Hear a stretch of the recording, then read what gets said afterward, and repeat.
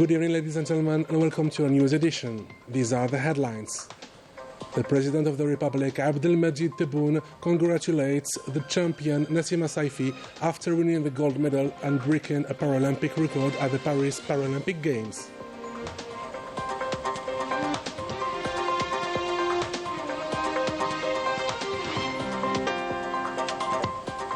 The President of the Republic sends a condolence message to the family of the French political activist Alban Lichi, who was a great friend of the Algerian Revolution.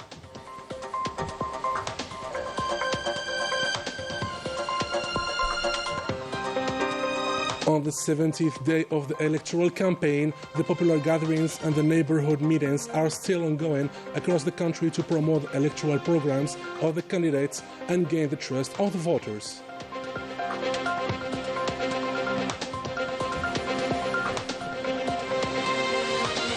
The Algerian and Slovenian relations are strengthened by exploring new cooperation ways, a praise of the coordination between the two countries at the Security Council and agreements on several international issues. Welcome back.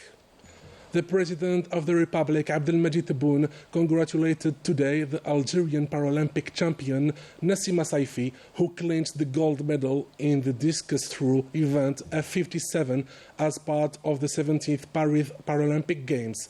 Algeria once again enriches its sporting record thanks to our champion Nassima Saifi, who broke the record and won the gold medal at the Paris Paralympic Games. Congratulations, Nassima, for the gold medal, and congratulations to Algeria. We are very proud of you, and we wish more medals for you.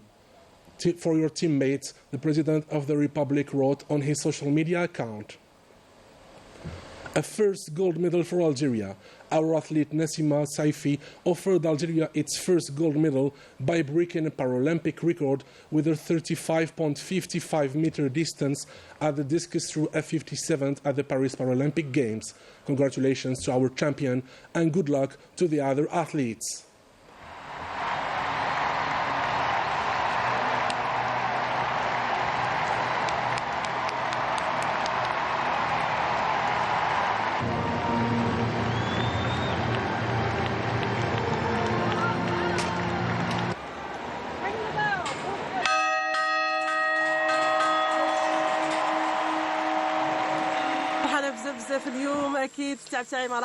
My efforts didn't go in vain. I have the honor to offer Algeria a new Paralympic medal. I thank all the Algerian people and the Algerian community here in Paris who stood by me and supported us. The competition wasn't easy. I had strong competitors. I tried to control my nerves and be at the level. Long live Algeria. Long live Algeria. Now I invite you to enjoy the historical and glorious medal ceremony. Championne paralympique représentante de l'Algérie. Gold medalist and your Paralympic champion representing Algeria, Nassima Saifi.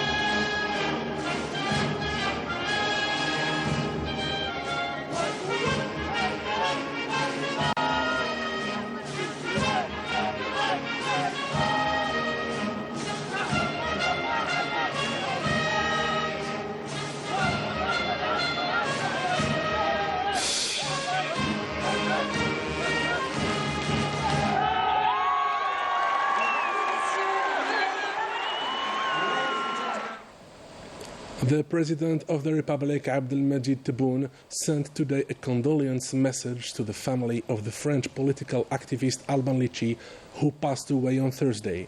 A message in which he says, "It is with deep sadness that I learned the news of the passing of the French political activist Alban Lichi, one of the greatest friends of the Algerian Revolution, who refused to take up arms against the Algerian people following his mobilization by the French colonial army." The President of the Republic affirmed that Algeria has lost a friend of the Algerian Revolution and a great activist among the free men of the world. On my own behalf and that of the Algerian people, I extend my heartfelt condolences and my deepest sympathy to his family and to all the freedom-loving people of the world, the President of the Republic said. The election campaign for the presidential elections of September 7th is in full swing. The candidate of the Movement of Society for Peace, Abdel Ali Hassani Sharif, called from Tizi Ouzou province for massive voting. For his part, the FFS candidate Youssef Aouchiche called on Tizi Ouzou citizens to mobilize and participate massively in the next elections, whereas the representatives of the independent candidate Abdelmajid Tebboune held a popular rally in Paris and Marseille. More details with Daniel Behri. In Tizi Ouzou, the candidate of the Movement of Society for Peace, Abdel Ali Hassani Sharif, highlighted his commitment to visiting the different regions of the country during his electoral campaign, affirming that his electoral program tends to strengthen the unity of the Algerian people and to preserve the stability of the country. He added that his party has always been committed to the preservation of national unity. Recalling the historical, cultural, tourist and religious dimension of Tizi Ouzou province, he also affirmed that this region has contributed to the preservation of the identity of the Algerian people and its religious values, and by thwarting plans aimed at raising the national identity. Hassani Sharif stressed that his program was based on the economic reforms based on exploitation of resources, equal opportunities, the reduction of disparities, and the promotion of investment, specifying in this regard that he was committed, if elected, to smoothing out difficulties and removing bureaucratic obstacles for investors while encouraging young people to create micro-enterprises. The candidate of the Socialist Forces Front, Youssef Aouchiche, called on the citizens of Tizi Ouzou province to mobilize massively and participate in the upcoming elections by voting in favor of his electoral program, rather than abstaining or withdrawing during a lively popular meeting as part of the 17th day of the electoral campaign. He also presented the broad outlines of his program. He insisted on the need to better define the responsibilities of the various institutions of the state, but also to proceed with the reform of the legal system. On the economic level, he pledged to set up a centralized system aimed at guaranteeing equity in development programs and diversifying sources of investment. The FFS candidate affirmed that his presidential project meets the aspirations of Algerians and constitutes a democratic alternative to build an Algeria faithful to the principle of November. Youssef Aouchiche pledged, if he is elected president, to guarantee equality and equity between Algerians and achieve the security and stability to which Algerians aspire. Large crowds of Algerian community members from all over the world gathered in Paris. All of them attended and confirmed their desire to continue on the path started by the independent candidate Abdelmajid Tebboune, confirming that they witnessed the change during his term as he restored their hope in seeing a prosperous Algeria, showing his competence and ability to make radical change, his integrity and his determination to restore Algeria's position in international forums. As they showed their full support for him and his program in general, messages of love and belonging to the motherland from Marseille, expressing the desire for Algeria to be at the forefront with its confident steps towards the future through strong participation in the presidential elections, as the Algerian community in Marseille has become today a fundamental pillar of participation, and they will always continue to support our country in historical times so that Algeria may live victorious. The participants affirmed their endless support for a leadership that deserves admiration and support, according to them, the leadership of the independent candidate Abdelmajid Tebboune. The Algerian community abroad will vote on this Monday, September 2nd, and in anticipation of this election operation, the Algerian consulate in Nanterre received our nationals who came to take their voting cards while being very aware of the significance of their role. Afaf Belhouchat and Najah Tayyar. Few days left to the voting day, and the Algerian consulate in Nanterre is super busy preparing and receiving crowds present to get their voting cards. We imprint the voting cards instantly. We noticed a huge number of youth coming. It's a great pleasure for us to see our diaspora and this much of young people. Our patriotism is immeasurable, and we're proud to have this privilege of being able to vote. Among these young people, a two-time boxing champion of Europe, who came to take his voting card for the first time. I'm here because I'm proud being Algerian and I love my country. This young champion was chosen by the ANI delegate to take part in the voting simulation. This obligatory operation took place during a solemn ceremony in the presence of the ANI coordinator for Zone 1. I passed today by Pontoise, Bobigny, and now I'm going to Paris. Our community are so interested and focused on this electoral appointment. We are glad and proud to see that, and we are expecting large numbers of voters on the D-Day. Everything is set and excitement is palpable among both organizers and voters who are eagerly anticipating this election. The Minister of Foreign Affairs, Ahmed Attaf, and the Slovenian Minister of Foreign and European Affairs, Tanja Fajon, met during an official visit of the Minister Ahmed Attaf, commissioned by the President of the Republic on the last 13th of August. During this visit, the two ministers reaffirmed the excellent relations between Slovenia and Algeria and exchanged views on bilateral, multilateral and regional issues of common interest. Najah Tayyar with more details. On his working visit to Slovenia, commissioned by the President of the Republic, the Foreign Affairs Minister Ahmed Attaf signed a joint statement with the Slovenian Minister of Foreign and European Affairs, Tanja Fajon. The ministers emphasized the importance to continue to develop and deepen our bilateral relations across multiple sectors: economy, energy, artificial intelligence, digitalization, migration, among others. Looking ahead, the ministers are committed to exploring new avenues of cooperation that will benefit both countries. In this regard, Algeria and Slovenia welcomed the opening of embassies in their respective capitals. Regarding the economic cooperation, both ministers agreed that it is an important part of our bilateral relations, and to this end and committed to enhancing economic ties between our two countries. They look forward to the implementation of the Agreement of Economic Cooperation in force since March 2024. Both sides will encourage their respective business communities to engage in dialogue and partnership to foster sustainable economic growth. The ministers welcomed the enhanced cooperation in the energy sector and the signing of the annex to the 2022 agreement on the supply of natural gas between Sonatrach Group and the Geoplan. As non-permanent members of the UN Security Council, both countries recognize the importance of joint efforts in maintaining peace and security.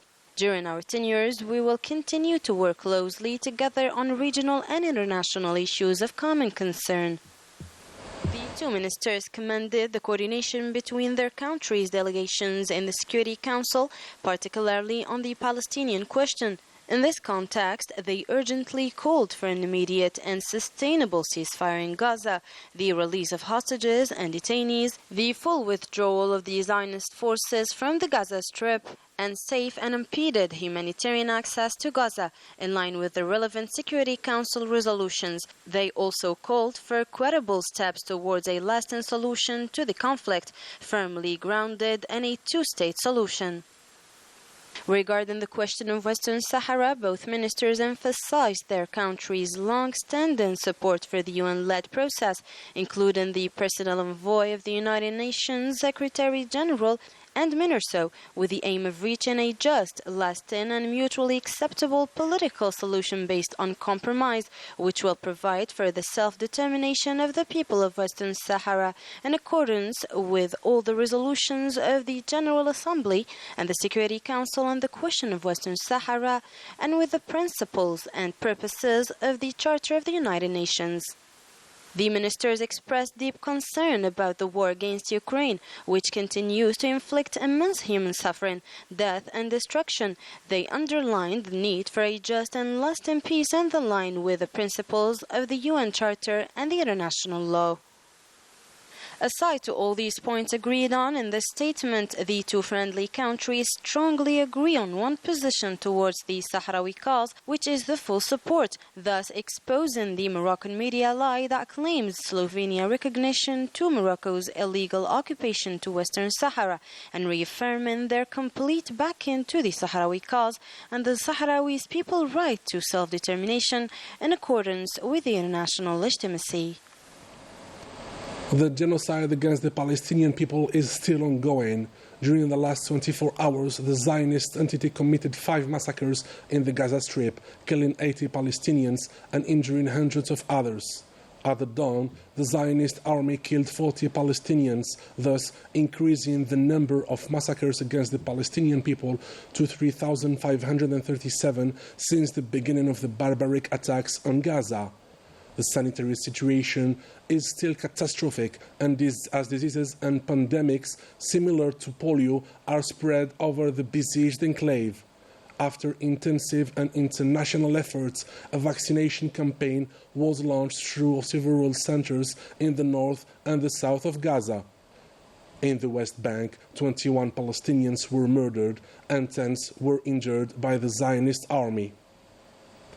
In Morocco, the number of Moroccans attempting to escape their country by the sea is increasing, a major migration crisis that reflects an unprecedented social unrest. More details with Daniel Bahri. Visibly exhausted, this young Moroccan struggles against the waves in the hope of reaching the Spanish enclave Ceuta. Like him, there are hundreds, even thousands, risking their lives in search of safety. Men, women and children choose to face dangerous conditions to escape a repressive political climate. To preserve their dignity, these young people flee their native land, powerless to face the practices of a regime ready to sacrifice the people just to govern. We do this to change our lives. It's still better than Morocco. Once I arrived here, I called my father on the phone. He didn't know. But after all, he told me if it's to have a better life, go for it. According to a survey by the Arab Barometer Institute, 35% of Moroccans are thinking about going into exile. Half of them are considering doing so even if they do not obtain the necessary visas to live legally. For its part, the Moroccan regime seems to indirectly facilitate this migration by allowing these people to leave the country, which is the main country of origin for illegal migrants. This situation imposed the pressure on Spain aimed at influencing its migration policies. The Marne is trying to use this crisis to serve its own political goals. At least 6,000 people, including a large number of children, went to Ceuta by swimming, thus putting their lives in danger. Many of them were rescued. One person died. The most important now is that Morocco prevent the irregular migration. The migration crisis towards Ceuta or Melilla is also a reflection of a Moroccan economy in great difficulty. Galloping inflation and a decline in purchasing power weigh heavily on citizens. The prices of basic necessities continue to rise while salaries stagnate. Many Moroccans are forced to flee desperately, seeking a better life. And with this, we come to the end of our edition. Ladies and gentlemen, thank you for being with us. Have a good night.